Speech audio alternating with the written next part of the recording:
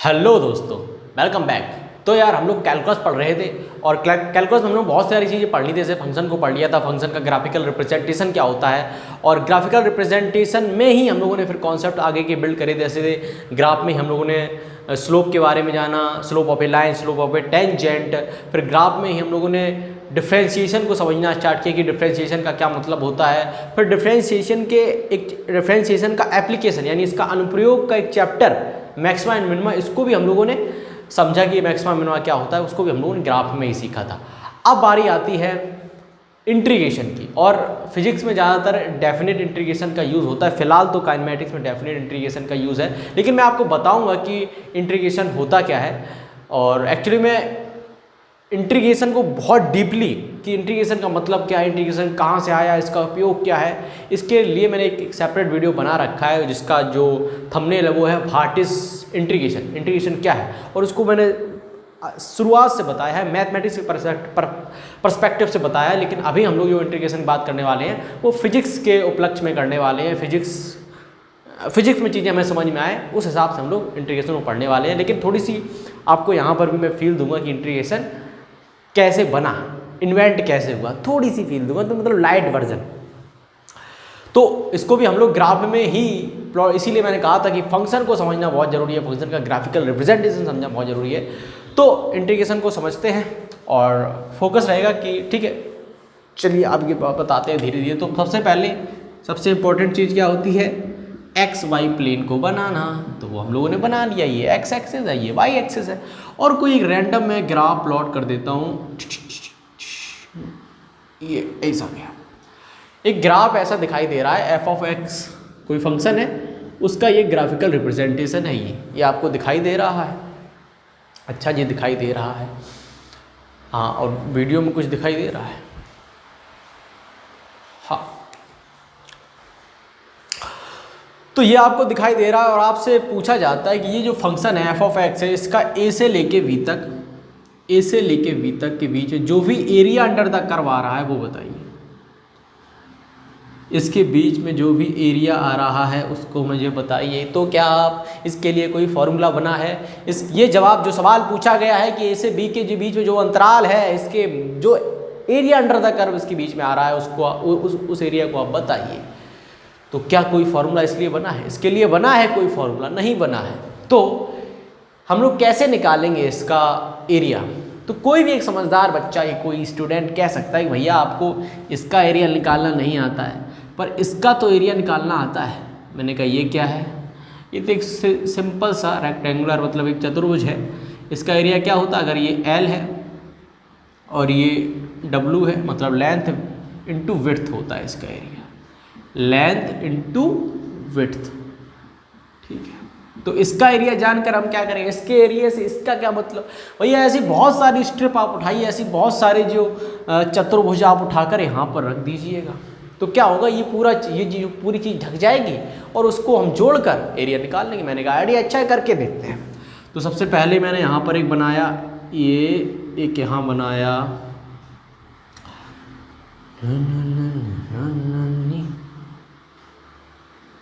Okay.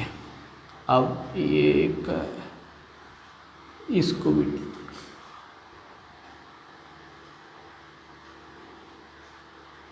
और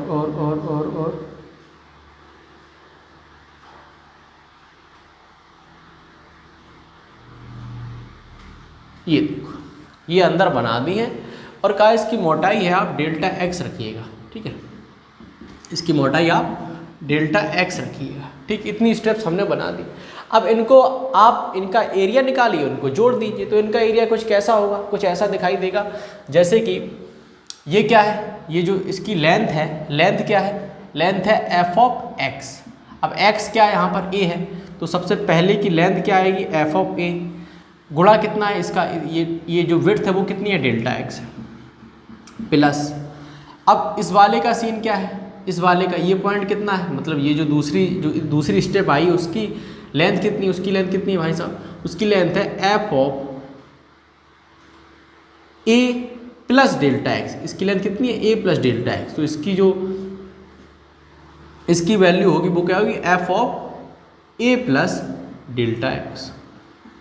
तो लिख देते हैं भाई F of a plus delta x into जो विड्थ है डेल्टा एक्स, प्लस ऐसा क्या होगा, इसके साथ भी ऐसा ही होगा, इसके साथ क्या, यहाँ पर delta x plus delta x और यहाँ पर हो जाएगा ए प्लस 2 डेल्टा एक्स, तो ए प्लस 2 डेल्टा एक्स इंटू इसकी भी विड्थ डेल्टा एक्स है, ठीक है, ये होता चला जाएगा। डॉट डॉट करके ये सीन आपका कहाँ तक जाएगा, f of b minus delta x तक, b minus delta x, V है यहाँ पर और डेल्टा एक्स घटा दोगे तो ये वाली लेंथ आ जाएगी, इस स्ट्रिप की आ जाएगी, तो बी माइनस डेल्टा एक्स यहाँ तक जाएगी, ठीक है। अब आप सभी जो पद हैं उनमें आपको डेल्टा एक्स कॉमन दिखाई दे रहा होगा, क्या दिखाई दे रहा है, आपने यही तो कहा था कि भाई साहब ये सारी स्ट्रिप आप यहाँ पर उठाकर रख दीजिएगा, फिर उनके एरिया को आप जोड़ दीजिएगा, वही तो मैंने किया। सबसे पहले उनकी लेंथ को मैंने फंक्शन में, जैसे ये तो फंक्शन ही है एफ ऑफ एक्स ही है, तो वो मैंने रखा और डेल्टा एक्स से गुणा करते गए और यहाँ तक पहुँचे और ये निकल के आया कुछ। अब यहाँ पर डेल्टा एक्स कॉमन दिखाई दे रहा है क्योंकि सबकी जो चौड़ाई है वो बराबर है, विड्थ सबकी सेम है, तो डेल्टा एक्स अगर हम लोग कॉमन ले लेंगे तो अंदर क्या कुछ दिखाई देगा, f of a plus f of a plus delta x dot dot dot dot dot f of b minus delta x, कुछ ये दिखाई देगा। अच्छा भैया ये ठीक है, अब इसको हम लोग यार समेसन में लिख दें तो ज़्यादा बेहतर रहेगा, तो डेल्टा एक्स यानी डेल्टा एक्स बाद में लिख देंगे, तो समेसन ऑफ एक्स बराबर ए से हमें चलना है और एक्स बराबर बी तक जाना है, एफ ऑफ एक्स फंक्शन में रखते चलना है और एस रखना है, डेल्टा एक्स का मतलब डेल्टा एक्स का अंतर रखना है जब भी एक वैल्यू हम रखते हैं, इनटू जो डेल्टा एक्स था उसे हम लोग लिख देते हैं, तो ये क्या आ जाएगा, एरिया आ जाएगा। इतनी बात समझ में आई है, इतनी बात जो भी अभी मैंने परफॉर्म किया ये समझ में आया, ऐसी कुछ आकृति कैसे उल्टे सीधे फंक्शन का एरिया निकालने के लिए इतना जुगाड़ तो काम आया।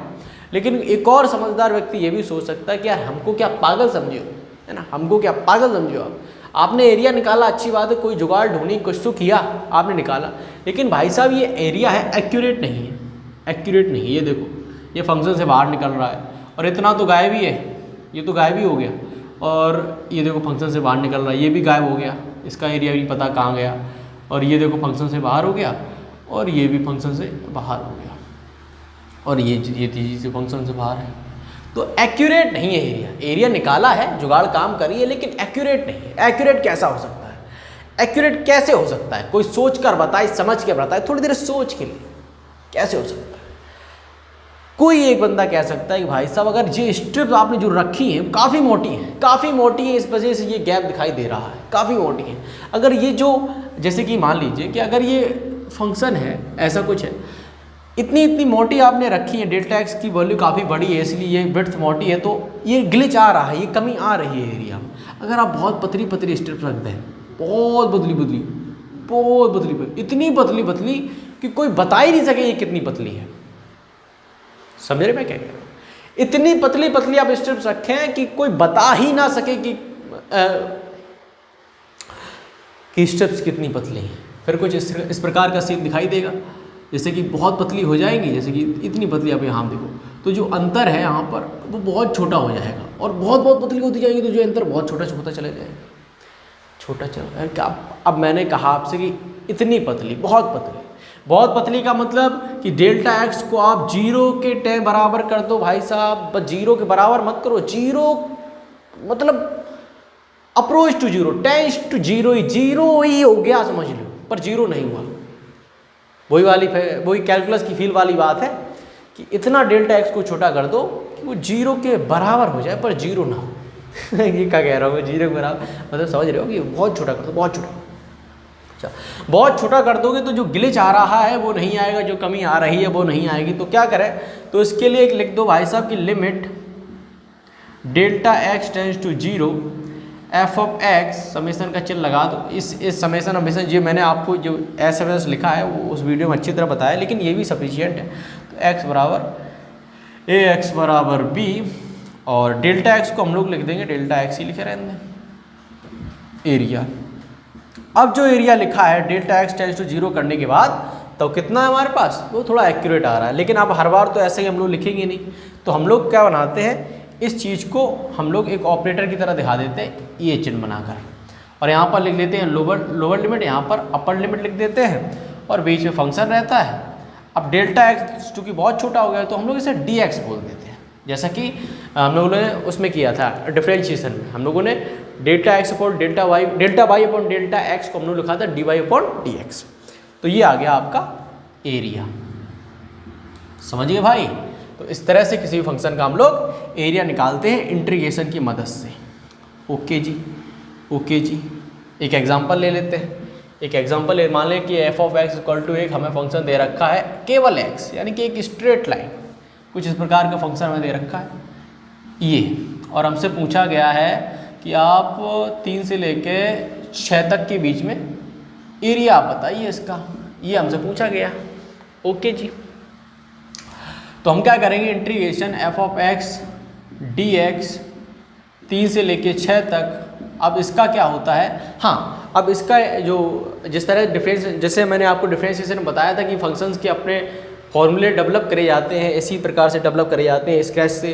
तो x का डिफरेंशिएशन होता है, x का इंटीग्रेशन होता है x की पावर 2 अपॉन 2, यानी कि अगर x की पावर n लिखा है तो इसका इंटीग्रेशन होगा x की power n plus 1 upon n plus 1। ठीक है, ये इसका इंटीग्रेशन होगा, तो इसका इंटीग्रेशन क्या होगा, x square plus 1 plus c, और यहाँ पर हमें लगाना पड़ेगा क्या 3 से लेके 6 तक, क्योंकि अब अभी लिमिट तो हम लोग रखी नहीं। जब ये हो गया तो हम लोग क्या करते हैं, अब मैं इसको साफ कर देता हूँ।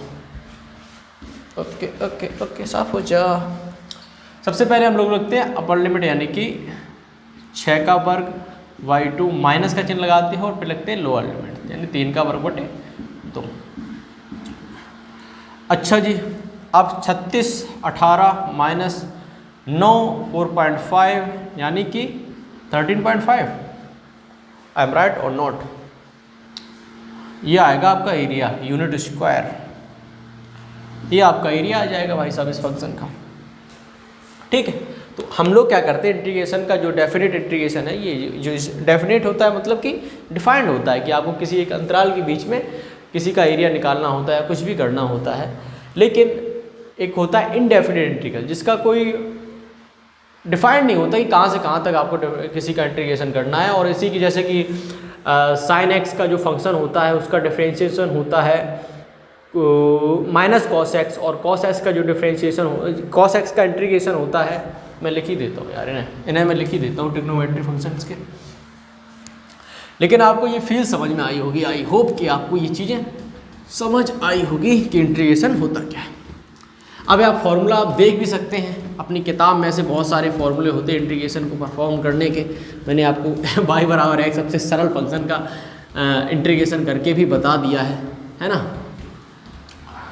सबसे सरल फंक्शन का इंटीग्रेशन करके मैंने आपको बता दिया है। जी हाँ, मैंने आपको बता दिया। हाँ, मैं बता रहा था इंटीग्रेशन ऑफ साइन एक्स होता है minus cos x plus c, integration of cos x होता है sine x plus c, integration of sec x into tan x होता है sec x plus c, integration of cosec x into cot x का होता है minus of cosec x plus c, integration of sec square x का होता है tan x plus c, और integration of cosec square x का होता है माइनस कॉट एक्स प्लस सी। तो ये ट्रिग्नोमेट्रिक फंक्शंस के होते हैं।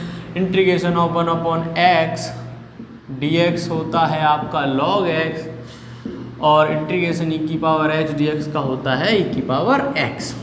जैसे एक्स का उसका तो बता ही दिया कि x की पावर n है, dx उसका होगा x की power n plus 1 upon n plus 1। ठीक है, integration of sine inverse x, integration cos inverse x, ये सारे फॉर्मूले आप चेक कर लेना। इसी प्रकार कराया था। मुझे जिस फील्ड का काम था, मुझे सिर्फ ये बताना था कि इंटीग्रेशन क्या करता है भाई साहब, किसी जो एरिया अंडर द कर्व हमें निकाल के देता है, उसी का हमें फिजिक्स में यूज़ है, वो मैंने आपको बता दिया है। ठीक है भाई साहब, इंटीग्रेशन की फील्ड तो यहीं तक थी। हाँ, एक और बता देते हैं, एक और करके दिखा देते हैं। हाँ, एक नॉर्मल फंक्शन, क्योंकि वो हमें आगे कराना पड़ेगा, इसीलिए यहीं समझा दिया जाए।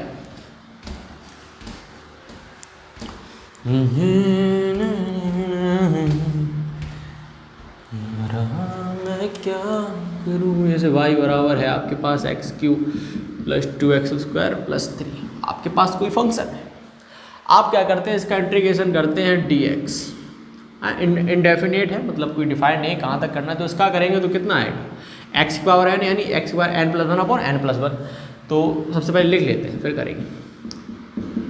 अब देखो कांस्टेंट टर्म में जैसे डिफरेंशिएशन में होता है वैसे इंटीग्रेशन में कांस्टेंट टर्म को बाहर लिख लो x और 3 बाहर लिख लो 1dx, ठीक है। अब इसको करो x की पावर n यानी x की पावर 4/4 प्लस 2 बाहर ही रहेगा x² 3 और 1 का जो इंटीग्रेशन होता है वो क्या होता है x होता है, 1 का क्या होता है x होता है। तो इस प्रकार से किया जाता है किसी एक फंक्शन का इंटीग्रेशन। ओके जी, अच्छा एक और एग्जांपल ले लेते हैं, एग्जांपल नहीं है वो एक फील है, कॉन्सेप्ट। जैसे कि यार अगर आपको कोई फंक्शन दे रखा है f(x) = x², अगर इसका हम लोग डिफरेंशिएशन करते हैं यानी f' हम लोग निकालते हैं, हम लोग dy/dx मतलब है इसका dy/dx, ठीक है। कभी कभी हम लोग डैश लगा देते हैं ये दिखाने के लिए कि हाँ इसका डैश लगाए, डिफरेंशिएशन इसका किया गया है, इसका dy/dx निकाला गया है। तो x² का क्या होगा 2x, क्योंकि x की पावर n x n-1 ये फॉर्मूला होता है 2x आएगा, ठीक है। अब लोग क्या करते हैं 2x का करते हैं इंटीग्रेशन, 2x का इंटीग्रेशन करेंगे तो क्या आएगा भाई साहब, 2 बाहर कर लो, x का क्या होगा x²/2 ये कट जाएगा प्लस c। अच्छा x² आया, इसका x² आया और 2x था f'(x), तो x² की जगह हम लोग रखते हैं f(x) और 2x की जगह रखते हैं हम लोग f'(x), तो क्या दिखाई देगा हम लोगों को कि f'(x) = dx हाँ f(x) + c, f(x) + c। कुछ समझ में आया भाई, कुछ समझ में आया। एक फंक्शन था x², उसका डिफरेंशिएशन किया तो 2x आया, 2x का इंटीग्रेशन किया तो वापस हमें x² मिल गया, मतलब कि ये जो डिफरेंशिएशन और इंटीग्रेशन आपस में खेलते रहते हैं और आप भी इनसे खेलो, देखा, क्योंकि ये था वापस वही चीज़ दे देता है। पहले इंटीग्रेशन कोई फंक्शन ऐसा था, उसका डिफरेंशिएशन किया 2x आया, 2x का इंटीग्रेशन किया तो हमें वापस ही वो फंक्शन मिल गया, पहले वाले फंक्शन में यही तो मिला है। इंटीग्रेशन ऑफ कोई भी किसी भी फंक्शन का dy/dx = होता है उस फंक्शन के बराबर। ये छोटी सी फील थी जो अपने काम आएगी जब हम लोग एक्सेलरेशन और वेलोसिटी से साथ खेलने का कोशिश करेंगे, जब हम लोग डिस्टेंस इन सब अभी आएगा समय तब बताएंगे। अच्छा अब हम लोग पढ़ने जा रहे हैं average value of any function. Average value of any function,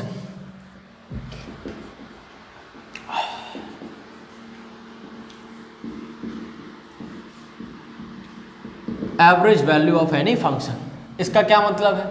मान लीजिए देखो ग्राफिकल रिप्रेजेंटेशन का तो यूज़ बहुत ज़्यादा है, ठीक है।